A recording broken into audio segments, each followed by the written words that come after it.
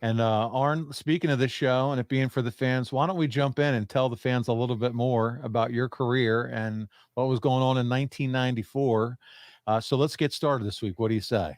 Sounds good to me, buddy. All right, let's do it. Last week, we discussed March 94, Arn, and we talked about the fallout from Super Brawl, the European tour where Cactus lost his ear, the matches you were having with Diamond Dallas Page, and we kicked off the show talking about the rumored, at that point, arrival of Hulk Hogan to WCW. And that is where we're going to pick up this week's show. As we discussed last week, officials inside WCW felt they were close to closing in on that big deal with Hogan. And we're going to jump into the Observer. As we mentioned last week, we're going to do a little bit more of that research from Dave. And on the April 18th, 1994 Wrestling Observer, Meltzer reported the following. He says there was a lot of talk all weekend that WCW officials expected to come in agreement early this week with Hulk Hogan, and the subject to several news reports on April 11th and 12th in the New York market.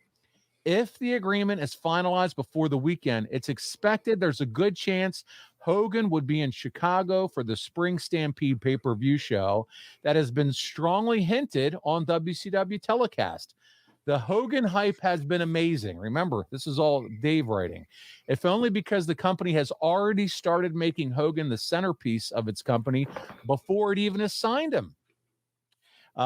He goes on to say, with knowledge that Hogan's release from Titan Sports gives them the legal option to match any offer and prevent him from accepting the WCW offer. So Titan is still at play here, Arn. They have the ability to match any WCW agreement and kind of block Hoke from signing with WCW. So this is somewhat of a unique situation here. WCW is freely mentioning Hulk on television, and on an episode of Saturday Night prior to Spring Stampede, Flair says, "Hey Hulk, if you come, I'll pay for your seat, a front row seat, so you can watch me wrestle Steamboat." And he's not even signed with the company at this point. What do you think of the company teasing Hogan like this when, hey, he's not even signed? I mean, I know they're trying to build to that pay-per-view audience. Do you think this is a cool tactic, a good tactic?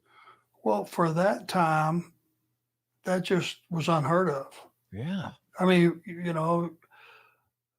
first right of refusal, is that a real thing? I think that's what WWF had, right? They did. And I'll talk a little bit more about the contract here in a moment, but yeah, they did. Which you'll know more about than I am. I just remember that term, first right of refusal, which means, okay, his contract ran out. They can make him an offer, but it's like there can be a bidding war now, right? Because his contract ran out.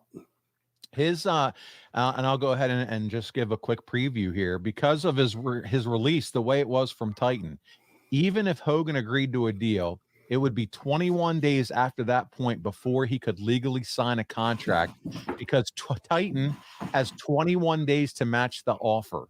And if Titan matches the offer, Hogan still couldn't sign, which is why the offer is said to have included some amazing revenue percentages of merch and pay-per-view revenue.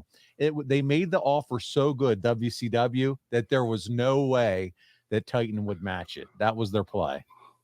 Can you imagine in that boardroom with WWF, them actually saying, well, he's not worth that? And I after the career that he had up until that point, I mean, it's almost surreal, isn't it? It is. And again, you got to remember too, coming off the steroid trial and Vince maybe finally making the decision 94, hey, I'm going with the youth movement. Bret Hart, he's going to be my guy. So all this is kind of happening at the time. WCW and Eric steps up and says, hey, I'm going to make this deal so lucrative that it really makes, Vince second guess combating us. And so Vince said, sure, go for it.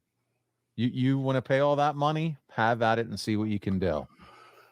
Well, and he being Vince had already decided he was going to go with the youth movement. Yes.